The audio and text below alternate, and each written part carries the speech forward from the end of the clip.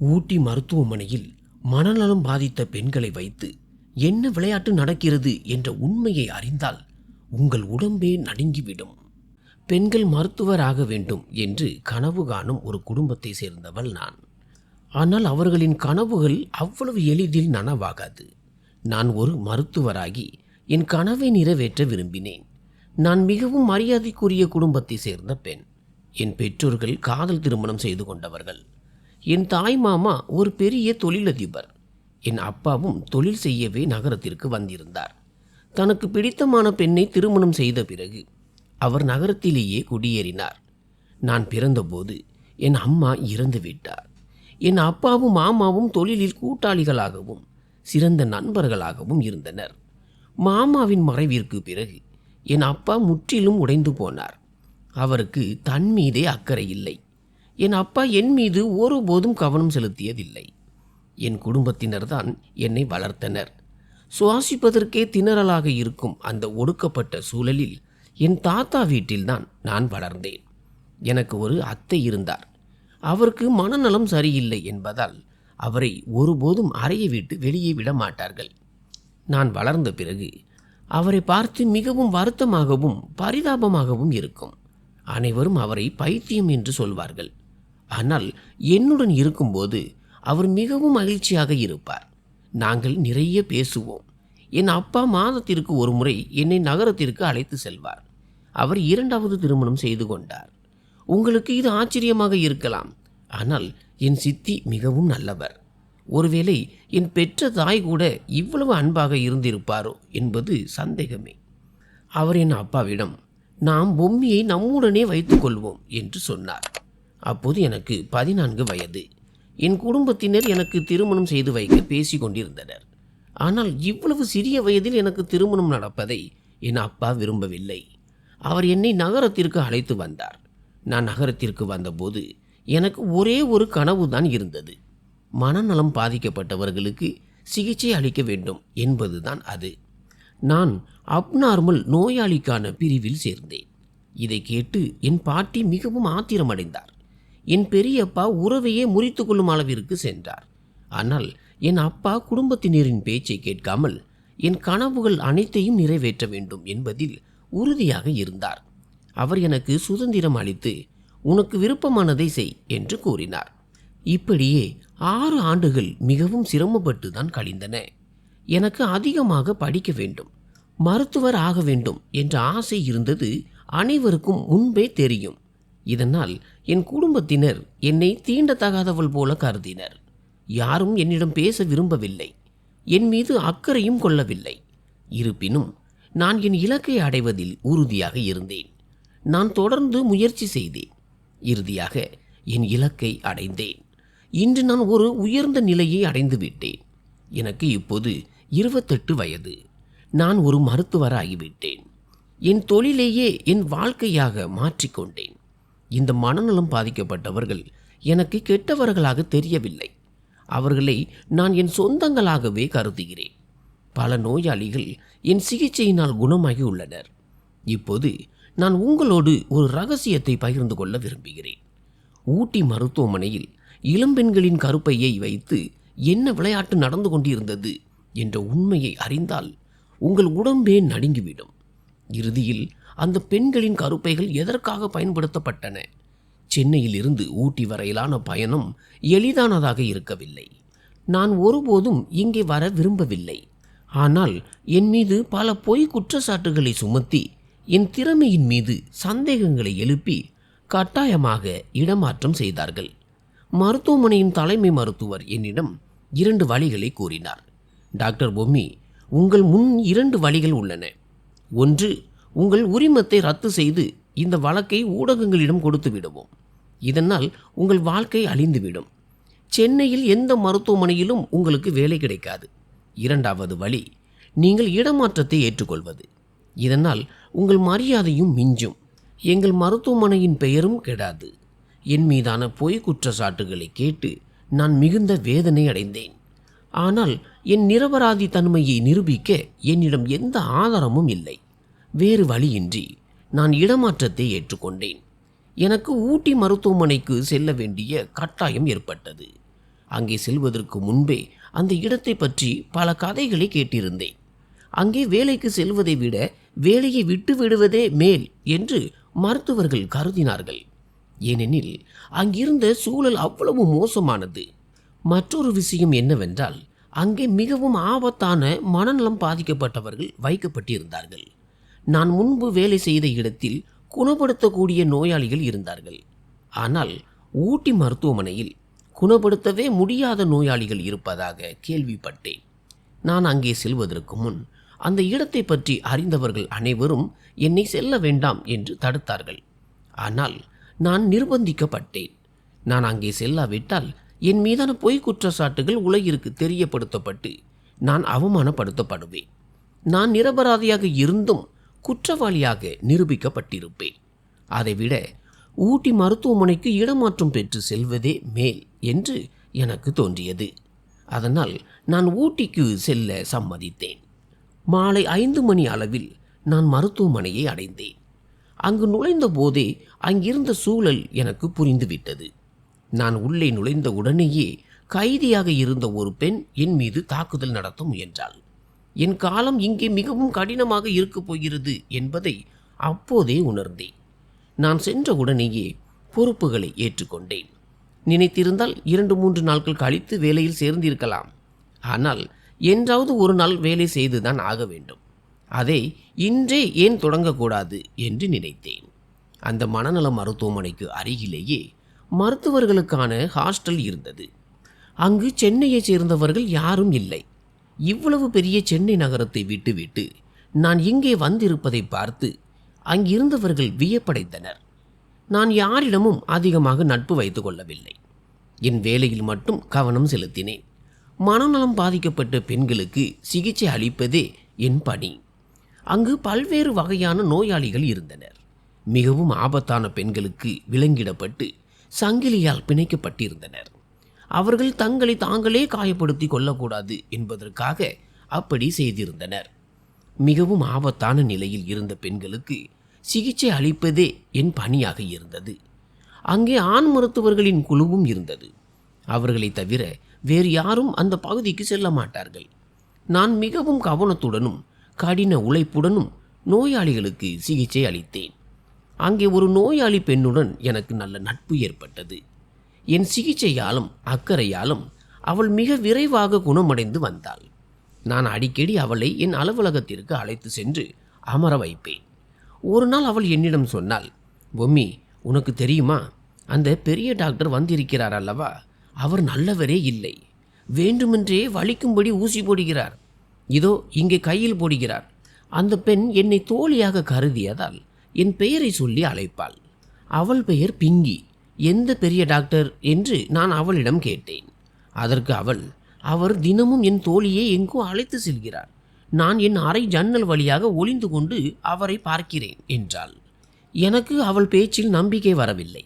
நள்ளிரவில் ஒரு பைத்தியக்கார பெண்ணிற்கு சிகிச்சை அளிக்க எந்த டாக்டருக்கு என்ன அவசியம் இருக்கப் போகிறது என்று நினைத்தேன். ஆனால் அவள் தினமும் இதையே சொல்லிக் கொண்டிருந்தாள். என் சிகிச்சையினால் அவள் இப்போது குணமடைந்து வருவதால் ஒருவேளை அவள் சொல்வது உண்மையாக இருக்குமோ என்று நான் யோசித்தேன். அன்று இரவு நான் விடுதிக்கு செல்லாமல் மருத்துவமனையிலேயே பிங்கி இருக்கும் வார்டில் தங்கிவிட்டேன். இரவு 12 மணி அளவில் திடீரென சத்தம் கேட்டது. பிங்கி என் தோலை உலுக்கி ஜன்னல் பக்கம் பார்க்க சொன்னாள்.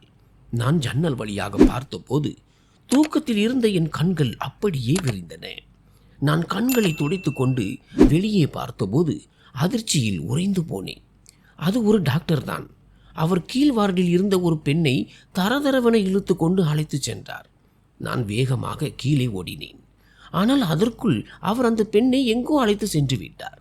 அந்த டாக்டரின் முகம் எனக்கு தெரியவில்லை. அவர் யார் என்பதும் தெரியவில்லை. நள்ளிரவு நேரத்தில் ஒரு பெண்ணை அவர் எதற்காக அழைத்து சென்றார்? சிகிச்சைக்காகவா அல்லது வேறு ஏதேனும் தவறான நோக்கமா? நான் தவறாக நினைக்க விரும்பவில்லை. ஆனால் சூழ்நிலை அப்படித்தான் இருந்தது. இந்த விளையாட்டு இங்கே எவ்வளவு காலமாக நடந்து கொண்டு இருக்கிறது என்று தெரியவில்லை. பாவம் பிங்கி. தினமும் சொல்லியும் நான் நம்பவில்லை. எல்லாவற்றையும் விட பெரிய கொடுமை என்னவென்றால், ஒரு மருத்துவரே தன் நோயாளி நிலைமையை தனக்கு சாதகமாக பயன்படுத்தி கொள்கிறார். அடுத்த நாள் நான் வேண்டுமென்றே மீண்டும் பின்கியின் வார்டில் தங்கினேன். ஆனால் இந்த முறை நேற்று அழைத்து செல்லப்பட்ட பெண் இல்லை, அவள் வேறு ஒரு பெண். 2 மருத்துவர்கள் அவளை தரதரவென இழுத்து சென்றனர். ஆச்சரியமான விஷயம் என்னவென்றால், அந்த பெண் சத்தம் போடாமல் அமைதியாக அவர்களுடன் சென்றாள். அவள் ஏன் கத்தவில்லை?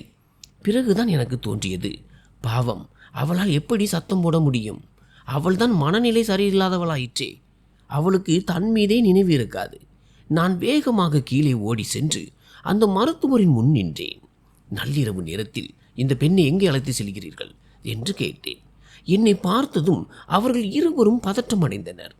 அங்கிருந்த மூத்த மருத்துவரான டாக்டர் சுக்ரன் சொன்னார், நாங்கள் மருத்துவர்கள், சிகிச்சைக்காகத்தான் அவளை அழைத்து செல்கிறோம். அவர் என் முன்னாலேயே அந்த பெண்ணை அழைத்து சென்றார். அவர் மூத்த மருத்துவர் என்பதால் என்னால் அதற்கு மேல் பேச முடியவில்லை. பல இரவுகள் இதே தொடர்ந்தது. அதே டாக்டர் சுக்ரன் மற்றொரு மருத்துவருடன் வந்து ஒவ்வொரு இரவும் ஒரு பெண்ணை அழைத்து செல்வதை பார்த்தேன். என்னாலோ அல்லது இரவு பணியில் இருக்கும் நர்சுகளாலோ அவர்களை தடுக்க முடியவில்லை. நான் அங்கிருந்த மற்றொரு மருத்துவரிடம் கேட்டேன், நீங்கள் ஏன் அவர்களை தடுப்பதில்லை? அதற்கு அவர், நான் எப்படி தடுக்க முடியும்? அவர் மூத்த மருத்துவர் சுக்ரன், அவருக்கு எதிராக பேச யாருக்கும் தைரியம் இல்லை என்றார். சரி, நள்ளிரவில் அங்கே என்ன நடக்கிறது என்று உங்களுக்கு தெரியுமா என்று கேட்டேன். ஆனால் அவருக்கும் எதுவும் தெரியவில்லை. என் சந்தேகம் வலுத்தது. நள்ளிரவில் மட்டும் செய்யப்படும் அந்த சிகிச்சை என்ன? நான் வார்டனிடம் இது குறித்து முறையிட்டேன். ஆனால் என் புகாரால் எந்த பயனும் இல்லை. டாக்டர் சுக்ரனிற்கு சிகிச்சை அளிக்க தனி வழி உள்ளது, அதில் நாங்கள் தலையிட முடியாது என்று கூறிவிட்டார்கள். அந்த பெண் மனநிலை சரியில்லாதவளாக இருக்கலாம், ஆனால் அவளுக்கும் ஒரு கௌரவம் இருக்கிறது அல்லவா? யாரோ ஒருவன் எப்படி அவள் கையை பிடித்து இழுத்து செல்ல முடியும்? எனக்கு மிகவும் வருத்தமாக இருந்தது. அந்த பெண்களுக்காக நான் ஏதாவது செய்ய வேண்டும் என்று என் உள்ளுணர்வு சொல்லிக்கொண்டே இருந்தது. அந்த வார்டிலேயே என் பணியை மாற்றுங்கள் என்று நான் ஒரு விண்ணப்பம் கொடுத்தேன். ஆனால் அது மிகவும் ஆபத்தான வார்டு, உங்களால் அதை கையாள முடியாது என்று கூறி என் கோரிக்கையை நிராகரித்து விட்டார்கள். நான் மனமுடைந்து போனேன். எல்லா வழிகளும் அடைக்கப்பட்டன. அந்த மருத்துவர்கள் அப்படி என்னதான் செய்கிறார்கள் என்று தெரியவில்லை. என் பேச்சை யாரும் கேட்க தயாராக இல்லை. டாக்டர் சுக்ரன் அழைத்து சென்ற அந்த பெண்களுக்கு மருத்துவ பரிசோதனை செய்ய வேண்டும் என்று நான் முடிவு செய்தேன். ஏனெனில் அந்த பெண்களால் எதையும் சொல்ல முடியாது. பரிசோதனை செய்தால் மட்டுமே உண்மை என்னவென்று தெரிய வரும். அன்று இரவு நான் மீண்டும் அந்த வார்டிற்கு சென்று அங்கிருந்த மருத்துவரிடம் எல்லாவற்றையும் சொன்னேன். அவர் என்னிடம், அந்த பெரிய மனிதர்களை எதிர்த்து இந்த பைத்தியகார பெண்களுக்காக நீ ஏன் வம்பை விலை கொடுத்து வாங்குகிறாய் என்று கேட்டார். அதற்கு நான் மனநல மருத்துவர், இவர்களை பற்றி நான் கவலைப்படாமல் வேறு யார் கவலைப்படுவார்கள் என்று கேட்டேன். பிறகு பரிசோதனை செய்வதற்காக அந்த பெண்களை என் அறைக்கு வரவழைத்தேன். சோதனையிடுவதற்காக நான் ஒரு பெண்ணின் ஆடையை விலக்கிய போது அதிர்ச்சியில் உறைந்து போனேன். அவளது வயிற்றில் ஏதோ அறுவை சிகிச்சை செய்தது போல தையல்கள் போடப்பட்டிருந்தன. பிறகு நான் டாக்டர் சுக்ரன் அழைத்து சென்ற மற்ற பெண்களையும் வரவழைத்து சோதித்தேன். அவர்கள் அனைவரது வயிற்றிலும் அறுவை சிகிச்சை செய்யப்பட்டிருந்தது. ஆனால் மற்ற பெண்கள் சாதாரணமாக இருந்தனர். டாக்டர் சுக்ரன் எதற்காக இவர்களுக்கு பித்தப்பை அல்லது வயிற்று அறுவை சிகிச்சை செய்ய வேண்டும்? இது என்ன வகையான சிகிச்சை என்று எனக்கு புரியவில்லை. நான் மேலும் சில பெண்களை பரிசோதித்து அவர்களுக்கு சில மருத்துவ சோதனைகளை செய்தேன். அந்த சோதனை முடிவுகள் வந்தபோது என் காலடியில் இருந்து தரை நழுவுவது போல உணர்ந்தேன். அந்த அறிக்கைகளின்படி அந்த பெண்களின் உடலில் கருப்பை இல்லை. மற்ற பெண்களை சோதித்த போதும் இதே உண்மைதான் வெளிவந்தது. இப்போது நான் உண்மையிலேயே நிலைகுலைந்து போனேன். டாக்டர் சுக்ரனும் அவரது குழுவும் அந்த அப்பாவி பெண்களுக்கு இழைத்த கொடுமை என்னை திகைக்க வைத்தது. என்னிடம் ஆதாரம் இருப்பதால் மருத்துவமனை தலைவரிடம் சென்று இந்த மருத்துவர்களின் உண்மையை சொல்ல வேண்டும் என்று நினைத்தேன். நான் மிகுந்த ஆவேசத்துடனும் நம்பிக்கையுடனும் எழுந்தேன். ஆனால் பாதி வழியிலேயே நின்றுவிட்டேன். அந்த பெண்களின் கருப்பையை எடுத்து அவர்கள் எதற்காக பயன்படுத்துகிறார்கள் என்பதை முதலில் தெரிந்து கொள்ள வேண்டும் என்று எனக்கு தோன்றியது. மருத்துவமனையின் பாதி ஊழியர்களுக்கு இந்த விஷயம் நிச்சயம் தெரிந்திருக்கும் என்று எனக்கு பட்டது. நான் பெண்களுக்கு சோதனை செய்தபோது அவர்கள் அனைவரும் என்னை தடுத்ததிலிருந்து இதை நான் யூகித்தேன். டாக்டர் சுக்ரன் போன்ற பெரிய மனிதர்களுடன் மோதுவது என்பது இந்த மருத்துவமனையில் என் வேலையை இழப்பதற்கு சமம். இதனால் தான் யாரும் வாய் திறக்க தயாராக இல்லை. இனி என்ன செய்தாலும் நான் தான் செய்ய வேண்டும் என்று முடிவு செய்தேன். அடுத்த நாள் மருத்துவமனைக்கு ஒரு புதிய பெண் அழைத்து வரப்பட்டாள். அவளை பார்த்ததும் நான் அதிர்ச்சி அடைந்தேன். ஏனென்றால் அவளை எனக்கு நன்றாக தெரியும். அவள் ஒரு செய்தி நிருபர். முன்பு அவள் என்னை நேர்காணல் செய்திருக்கிறாள். அவளிடம் நான் என் கதையை ஏற்கனவே சொல்லியிருக்கிறேன். அவள் அங்கே வந்த பிறகு இன்றைய என் வேலையின் காரணமாக நான் வார்டுகளை சுற்றி பார்க்க வேண்டியிருந்தது. என் அறையை விட்டு வெளியே வந்தபோது அதே நிருபர் எனக்கு எதிரே வருவதை கண்டேன். மேம், நான் உங்களிடம் ஒரு முக்கியமான விஷயம் பேச வேண்டும் என்றாள். சொல், என்ன விஷயம் என்று நான் கேட்டேன். அவள் பின்னால் திரும்பி பார்த்துவிட்டு, இங்கே வேண்டாம், வேறு எங்காவது பேசலாம், உங்கள் ஃபோன் நம்பரை தாருங்கள், நான் கூப்பிடுகிறேன் என்றாள். அவளது நடத்தையில் எனக்கு சற்று சந்தேகம் வந்தது. இருந்தாலும் என் நம்பரை கொடுத்தேன். அவள் நன்றி கூறிவிட்டு ஓடிவிட்டாள். நான் இந்த மருத்துவமனைக்கு வந்து சில நாட்களே ஆகியிருந்தன. என் உழைப்பாலும் திறமையாலும் சீக்கிரமே என்னை இந்த மருத்துவமனையின் பொறுப்பாளராக மாற்றினார்கள். இந்த மருத்துவமனையில் ஏதோ தவறாக நடப்பதை நான் சில நாட்களாக கவனித்து வந்தேன். எனக்கு எதிராக ஏதோ சதி நடப்பதை என் உள் உணர்வு எச்சரித்து கொண்டே இருந்தது. ஒருவர் உயர்ந்த நிலையை அடையும் போது அவருக்கு எதிரான சூழ்ச்சிகளும் பஞ்சம் இருக்காது. முகத்திற்கு நேராக அனைவரும் என்னுடன் இருந்தனர். ஆனால் முதுகுக்கு பின்னால் என்ன நடக்கிறது என்று எனக்கு தெரியவில்லை. எனக்கு எதிராக என்ன சதி தீட்டப்படுகிறது என்பதும் புரியவில்லை. நிலைமை கைமீறி போனபோதுதான் நான் விழித்து கொண்டேன். என் மீது கடுமையான ஊழல் குற்றச்சாட்டுகள் சுமத்தப்பட்டன. மருத்துவமனையின் முழு பொறுப்பும் என்னிடம் இருந்ததால் என்னை மிகவும் திட்டமிட்டு சிக்க வைத்தார்கள். சில நாட்களுக்கு முன்பு அனாதை இல்ல குழந்தைகளுக்கு ஒரு குறிப்பிட்ட தொகையை நன்கொடையாக வழங்குவதற்கான ஃபைலில் நான் கையெழுத்திட்டேன். அந்த தொகையை அனுப்புமாறு எனக்கு மெயில் வந்திருந்தது. ஆனால் பிறகுதான் தெரிந்தது அந்த மெயில் ஒரு போலியான கணக்கிலிருந்து வந்தது என்று. இந்த முழு விவகாரத்தையும் அந்த பெண் நிருபர் மிகைப்படுத்தி செய்தியாக வெளியிட்டாள். அவளிடமிருந்து நான் இதை எதிர்பார்க்கவில்லை. ஒரு காலத்தில் எனக்காக பரிந்து பேசியவள் இப்போது என்னை பற்றி தொலைக்காட்சியில் எப்படியெல்லாம் செய்தி பரப்பி கொண்டிருந்தாள். இந்த பெண் தான் சென்னையிலும் என்னை சிக்க வைக்க முயன்றாள். அதனால்தான் நான் சென்னையிலிருந்து ஊட்டிக்கு மாற்றப்பட்டேன். இப்போதும் அவள் அதையே தான் செய்து கொண்டிருந்தாள். என் அழிவிற்கு இந்த பெண்ணே காரணம் என்று நான் நினைத்தேன். இவள் இங்கே என்ன செய்து கொண்டிருக்கிறாள்? இவளை இங்கே யார் அனுமதித்தது? 3 மாதங்களுக்கு முன்பு இவள் என்னை பேட்டி எடுக்க வந்தபோது நன்றாகவே இருந்தாள். எனக்கு எதிராக சதி செய்தவர்களுக்கு உதவியும் செய்தாள். ஆனால் இப்போது அவளே நோயாளியாக இங்கே அனுமதிக்கப்பட்டிருக்கிறாள். நான் அவளிடம் சென்றபோது அவள் என்னை அடையாளம் காண முயல்வது போல வெறித்து பார்த்தாள். அவளது உடலில் காயங்கள் அதிகமாக இருந்தன. அவளுக்கு மின்சார அதிர்ச்சி கொடுக்கப்பட்டது போல தெரிந்தது. அதனால்தான் அவளது நிலைமை இப்படி ஆகியிருந்தது. அவள் எனக்கு எவ்வளவு தீங்கு செய்திருந்தாலும் பழி வாங்குவதற்காக நான் அவளுக்கு தீங்கு செய்ய விரும்பவில்லை. நான் அவளுக்கு சிகிச்சை அளிக்க தொடங்கினேன். அதே சமயம் டாக்டர் சுக்ரனின் ரகசியங்களை கண்டுபிடிக்கவும் முயன்றேன். ஆனால் எனக்கு இன்னும் வெற்றி கிடைக்கவில்லை. அவர் மிகவும் தந்திரமான மனிதர். ஆண்கள் வார்டிற்கு பெண் மருத்துவர்கள் செல்ல அனுமதி இல்லை. ஏனென்றால் அங்கே ஆண் மருத்துவர்களே போதுமான அளவு இருந்தனர். அவர் பெண்களை ஆண்கள் வார்டு பகுதிக்கு அழைத்து செல்வதை நான் பல முறை கவனித்தேன். அவர் அடுத்ததாக யாரை பிடிப்பார் என்று நான் காத்திருந்தேன். ஆனால் இப்போது டாக்டர் சுக்ரனிற்கு என் மீது சந்தேகம் வந்துவிட்டது. அவர் என்னிடம் வந்து, உன் வேலையில் மட்டும் கவனம் செலுத்து, மற்ற விஷயங்களில் தலையிட்டால் உனக்கு நல்லது நடக்காது என்று எச்சரித்தார்.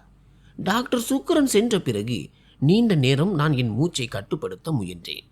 அவருக்கு பதில் சொல்ல விரும்பினேன். ஆனால் என் தொண்டையிலிருந்து சத்தம் வரவில்லை. அவருக்கு முன்னால் நான் பலவீனமாக இருந்ததை கண்டு எனக்கு என் மீதே கோபம் வந்தது. அந்த நிருபர் கஜோல் மிகவும் பயந்து போயிருப்பதை கண்டேன். என்ன நடந்தது என்று நான் கேட்டபோது அந்த கெட்ட மனிதன் அவன் இப்போது எங்கே போனான் என்று தெரியவில்லை என்றாள். அவள் டாக்டர் சுக்ரனை பற்றி தான் பேசுகிறாள் என்பது எனக்கு புரிந்தது. மதிய உணவிற்கு பிறகு மாத்திரையை நானே அவளுக்கு கொடுத்தேன். அவள் விரைவில் குணமடைந்தால் மட்டுமே அவள் எப்படி இங்கே வந்தாள் என்பதை என்னால் கேட்க முடியும். அவள் இங்கே எப்படி வந்தாள்? அவளை இந்த மனநல மருத்துவமனையில் விட்டு சென்றது யார்? எல்லாவற்றிற்கும் மேலாக ஒரு புத்திசாலியான பெண்ணை மனநல நோயாளி ஆக்கியது யார்? இது ஒரு பெரிய புதிராக இருந்தது. கஜோலை இங்கே விட்டு சென்றவர்தான் அவளது இந்த நிலைக்கு காரணமாக இருக்க வேண்டும். நான் பதிவேட்டை சரிபார்த்த போது உறவினர் என்ற இடத்தில் நண்பன் என்று எழுதப்பட்டிருந்தது. சிகிச்சைக்கு பிறகு கஜோலின் மனநிலை மெல்ல மெல்ல முன்னேற தொடங்கியது.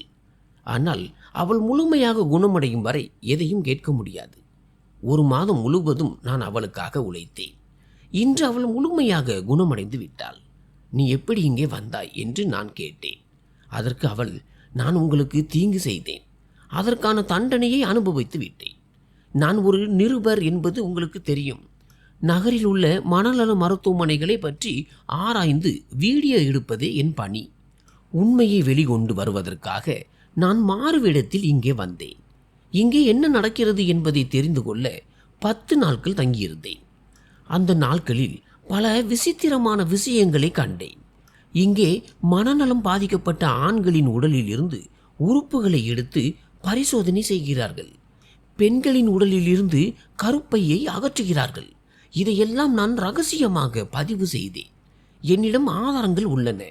நான் திரும்பி சென்று என் சேனல் உரிமையாளரிடம் சொன்னேன். அவர் அந்த ஆதாரங்களை வாங்கி கொண்டு விரைவில் உண்மையை வெளியிடுவதாக சொன்னார். அதன் பிறகு உங்களை நேர்காணல் செய்ய எனக்கு வாய்ப்பு கிடைத்தது. நீங்கள் முன்பு வேலை செய்த இடத்திலும் நான் மாறுவேடத்தில் இருந்தேன். ஆனால் அங்கே தவறாக எதுவுமே நடக்கவில்லை.